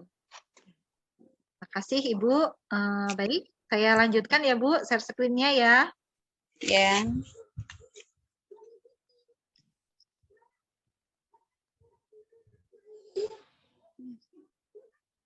Nah, ini tadi di posisi penghukum. Ini seorang penghukum tadi adalah menggunakan hukuman fisik maupun verbal. Orang-orang yang menjalankan posisi penghukum senantiasa mengatakan bahwa sekolah memerlukan sistem atau alat yang dapat lebih menekan murid-murid untuk lebih dalam lagi. Guru-guru yang menerapkan posisi penghukum akan berkata, patuhi aturan saya, awas atau awas. Kamu selalu saja salah. Selalu, pasti selalu yang terakhir selesai. Seperti itu. Guru seperti ini senantiasa percaya hanya ada satu cara agar pembelajaran bisa berhasil, yaitu dengan cara guru tersebut. Ini adalah di posisi penghukum. Kemudian selanjutnya adalah posisi pembuat merasa bersalah. Pada posisi ini biasanya guru akan memberi suara lebih lembut. Kemudian pembuat rasa bersalah akan menggunakan keheningan yang membuat orang lain merasa tidak nyaman, bersalah, dan merendah diri. Kata-kata yang keluar dengan lembut akan keluar misalnya seperti, Ibu sangat kecewa sekali dengan kamu. Kemudian, berapa kali Bapak harus memberitahu kamu, Nak? Gimana coba kalau orang tua kamu tahu kamu berbuat begini? Nah, di sini kan anak akan merasa, ya Allah, saya ini salah sekali. Kenapa saya ini sepertinya tidak berguna di sini. Nah, di posisi pembuat merasa bersalah. Di posisi ini murid akan memiliki nilai diri yang sangat buruk tentang diri mereka. Jadi mereka akan berpikir bahwa saya ini tidak berguna. Jadi mereka merasa tidak berharga dan telah mengecewakan orang-orang yang dia sayangi. Ini di posisi pembuat merasa bersalah. Kemudian yang ketiga adalah di posisi teman. Guru pada posisi ini tidak akan menyakiti murid, namun akan tetap berupaya mengontrol murid melalui persuasi. Posisi teman pada guru bisa negatif ataupun positif. Positif di sini berupa hubungan baik yang terjadi antara guru dan murid. Kemudian guru di posisi teman menggunakan hubungan baik dan humor untuk mempengaruhi seseorang.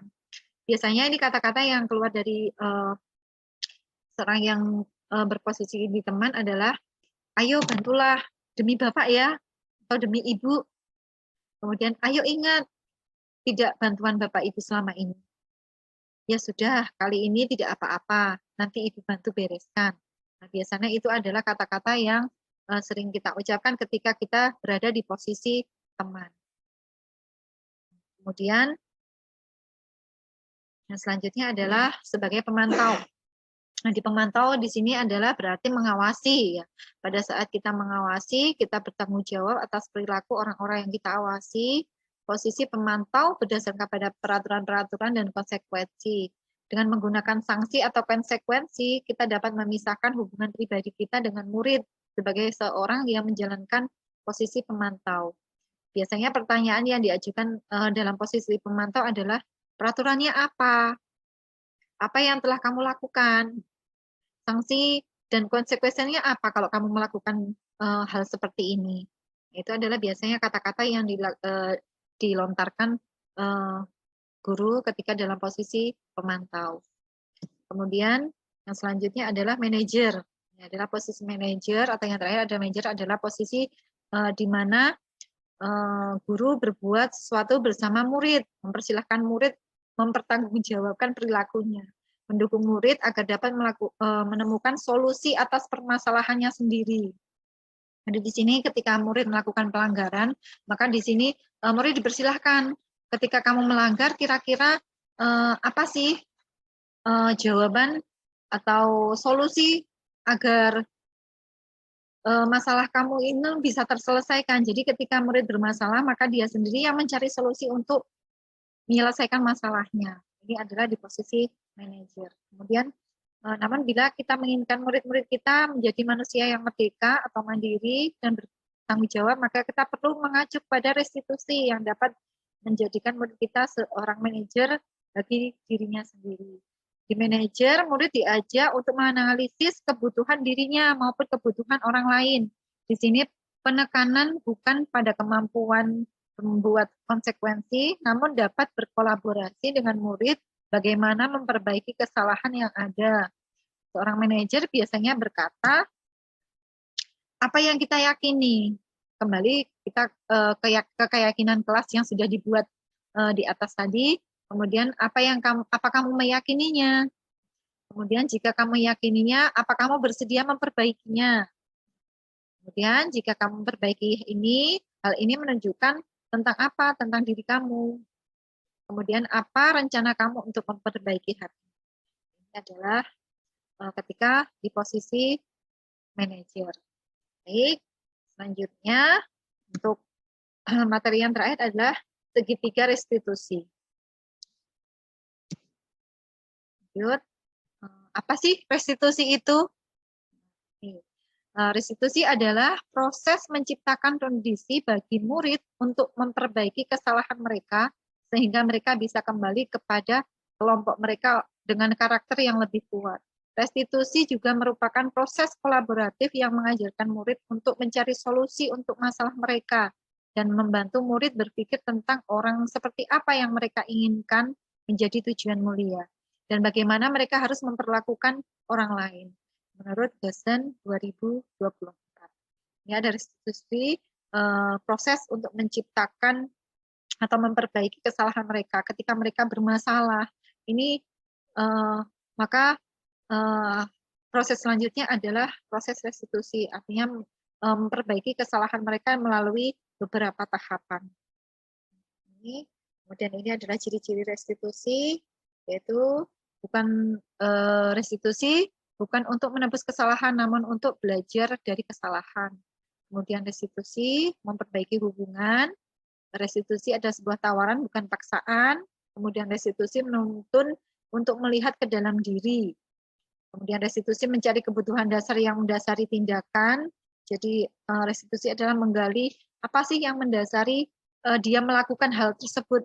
Pasti ada kebutuhan yang akan ia luapkan dengan melakukan tindakan tersebut. Kemudian restitusi diri adalah cara yang paling baik. Restitusi fokus pada karakter bukan tindakan. Restitusi fokus pada solusi. Restitusi mengembalikan murid yang berbuat salah pada kelompok. Ini adalah ciri-ciri dari restitusi. Kemudian di sini ada bahkan 3 segitiga restitusi.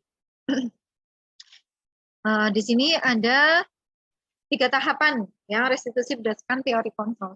Yang pertama adalah bahkan ketika murid bermasalah atau melakukan suatu pelanggaran pasti memiliki alasan. Nah, di sini langkah pertama adalah menstabilkan identitas atau stability the identity. Teori kontrolnya adalah kita akan menemukan kita semua akan melakukan hal terbaik yang bisa kita lakukan. Jadi kita menstabilkan identitas. Apa sih yang mereka lakukan? Kenapa sih mereka kok melakukan hal itu? Itu adalah upaya untuk menstabilkan identitas.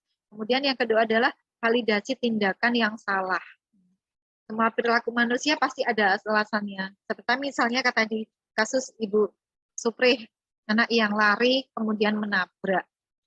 Kenapa sih dia lari kan menabrak itu sebenarnya mereka lari itu mereka ada alasannya.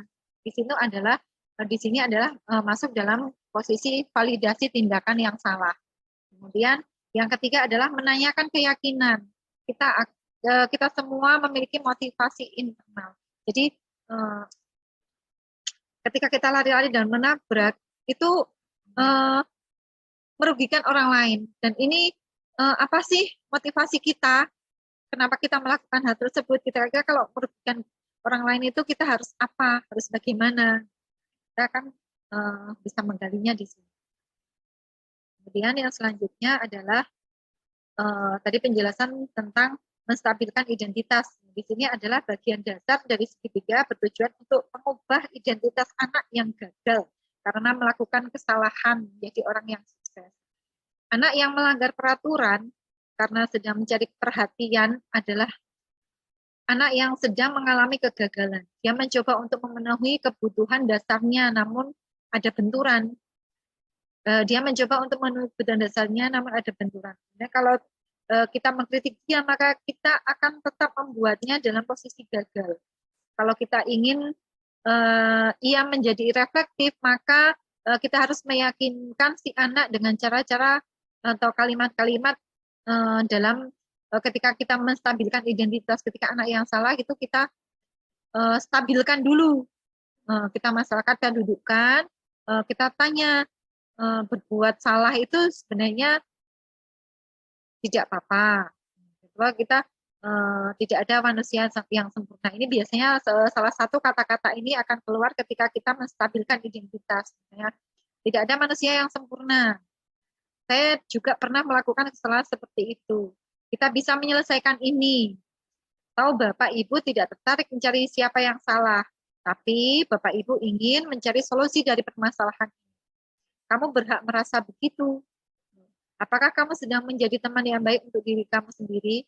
Nah, ini adalah posisi ketika kita menstabilkan identitas. Ketika anak yang bermasalah, kita dudukkan, kita stabilkan identitas. Mungkin kalimat-kalimat ini adalah satu kalimat yang biasa kita tanyakan kepada anak. Misalnya,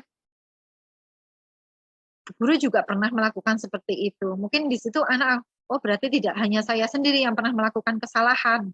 Nah, kemudian kan anak tergerak, dan anak terbuka, kemudian yang namanya manusia itu kan tidak ada yang sempurna, pasti pernah melakukan kesalahan.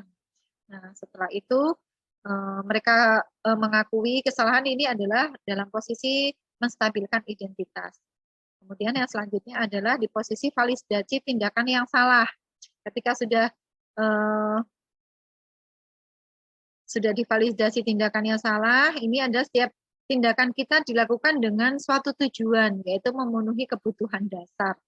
Kalau kita memahami kebutuhan dasar yang apa yang mendasari sebuah tindakan, kita akan bisa menemukan cara-cara paling efektif untuk memenuhi kebutuhan tersebut. Ini menurut teori kontrol, semua tindakan manusia baik atau buruk pasti memiliki maksud atau tujuan tertentu. Jadi ketika anak melakukan sesuatu, tapi mesti mereka ada dorongan untuk kenapa sih mereka melakukan hal tersebut.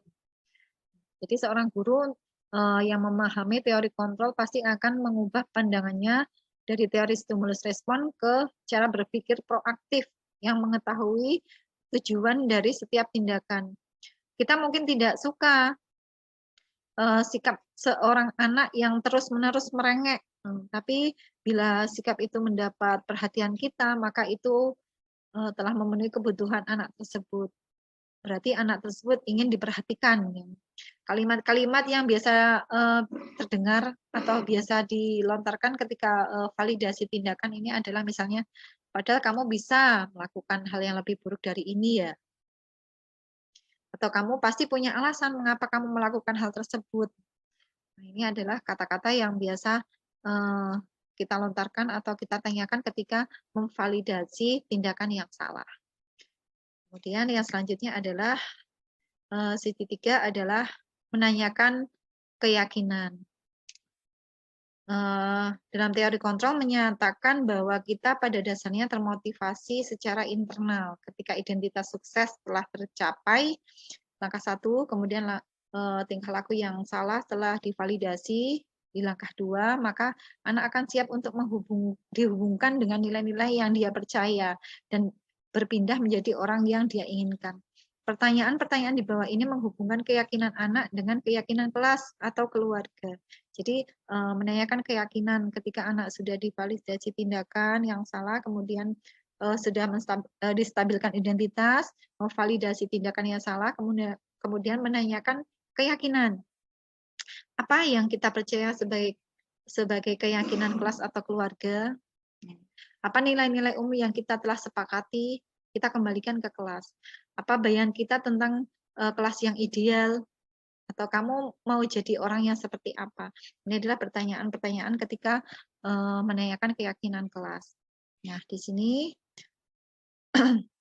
mungkin ketika kita sering ya Bu di kelas maupun di sekolah kita bermasalah dengan murid atau dengan guru, ini kan tidak serta-merta kita langsung menghardik anak ya. Kadang-kadang kita menghakimi atau kita mungkin mereka melakukan sesuatu itu pasti punya alasan. Ya, punya alasan, kemudian kita tanyakan, kemudian kita validasi tindakan yang salah, mengapa sih mereka mendasari melakukan hal tersebut, pasti ada alasannya. Kemudian setelah anak menyatakan alasannya, kita tanyakan keyakinannya. Kira-kira kalau kita melakukan hal seperti itu baik tidak? Kita kira-kira meyakini teman atau tidak?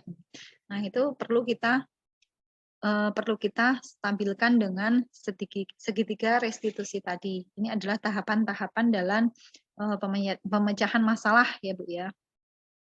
Kemudian di sini dalam menanyakan keyakinan kelas tadi, di sini mungkin ada kaitannya dengan kita membuat peraturan kelas atau kesepakatan kelas tadi ya Bu ya. Mungkin di sini ketika anak itu ketika bermain atau melakukan pelanggaran, misalnya tadi tidak disiplin, misalnya suka terlambat.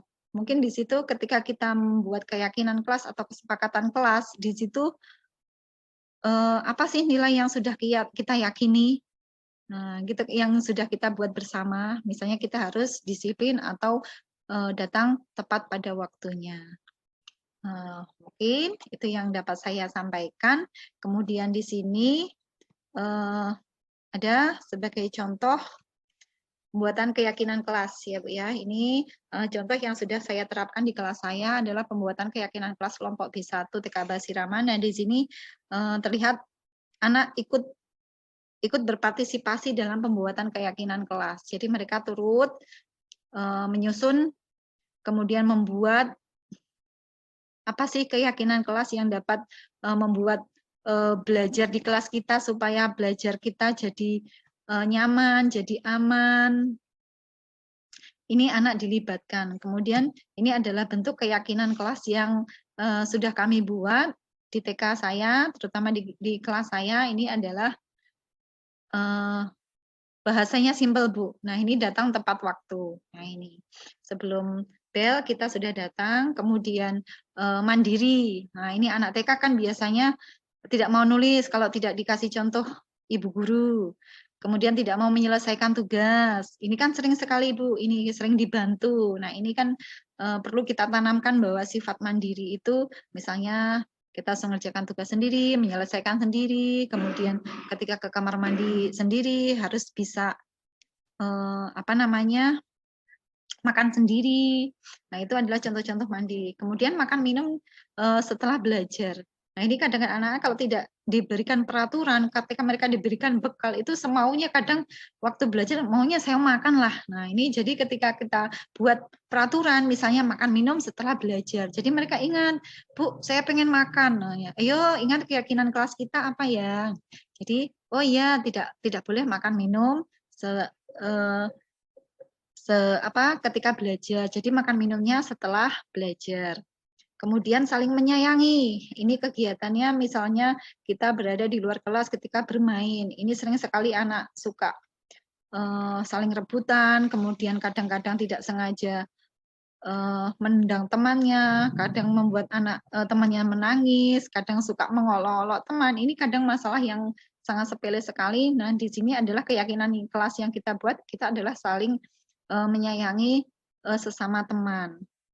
Kemudian keyakinan kelas yang saya buat dengan murid saya yang kelima adalah izin ketika keluar kelas. Nah, ini ketika anak-anak sebentar-sebentar kadang izin pipis. Ketika anak-anak keluar Bu, mau pipis. Nah, itu kadang-kadang semua ikut-ikutan. Anak TK itu semua ikut-ikutan. Satu keluar, yang lain juga ikut keluar. Nah, ini ketika kita bikin keyakinan kelas, ketika kita bikin peraturan seperti ini, mungkin anak boleh izin jika keluar kelas, misalnya mau ke kamar mandi, dan ini pun juga harus bergantian, tidak boleh bareng-bareng. Nah, mulai di sini mungkin kesadaran anak itu akan mulai terbentuk. Oh, ini loh keyakinan kelas yang sudah kita buat sama-sama. Dulu saya juga ikut buat keyakinan kelas. Jadi ketika mereka melanggar, mereka juga punya tanggung jawab. Oh, saya juga harus menjalankan ini kan yang buat saya. Jadi seperti itu, Ibu. Mungkin terima kasih materi yang dapat saya sampaikan.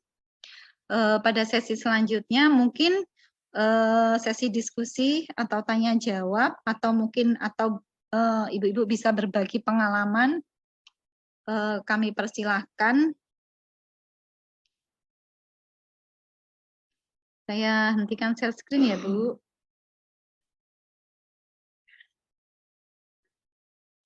Silakan, mungkin dari materi yang saya sampaikan mudah-mudahan bisa menjadikan motivasi ya Bu untuk diri saya sendiri, terutama untuk rekan-rekan sejawat saya dan ibu-ibu rekan yang ada di sekolah sekitar saya. Mungkin kita bisa menciptakan budaya positif yang kita mulai dari diri kita sendiri, kemudian dari hal-hal yang paling dekat dengan kita, kemudian kita mulai dari hal-hal yang paling kecil, ya Bu ya. Baik, terima kasih. Atau adakah yang ingin menambahkan atau yang ingin bertanya? Kami persilahkan. Masih ada waktu beberapa menit.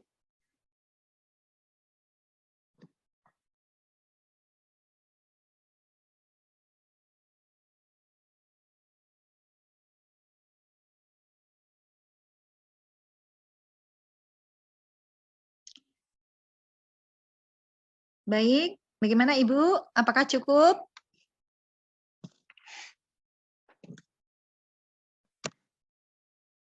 Cukup, Ibu. Ya, baiklah Ibu. Terima kasih atas partisipasinya hadir dalam kegiatan pengimbasan budaya positif.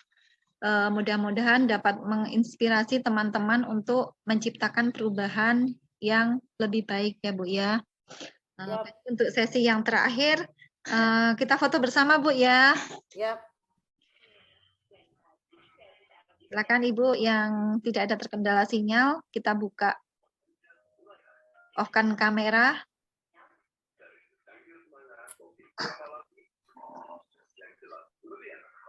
Hitung, Bu. Ya, kita hitung ya.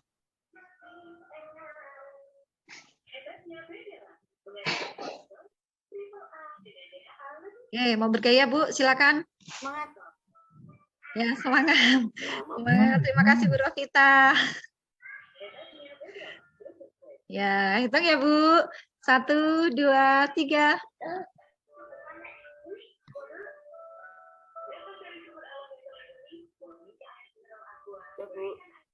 Oke.